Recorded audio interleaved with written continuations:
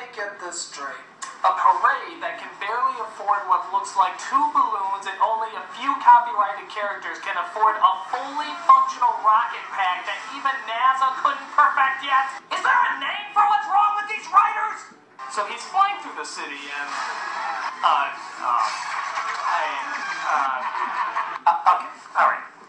Ladies and gentlemen, the film just gave up. It clearly doesn't care about the story narrative or making any semblance of logical sense, so they just said, fuck it, and started showing amusing images that will hopefully entertain your kids. Well, you know what they say, if you can't beat them, join them.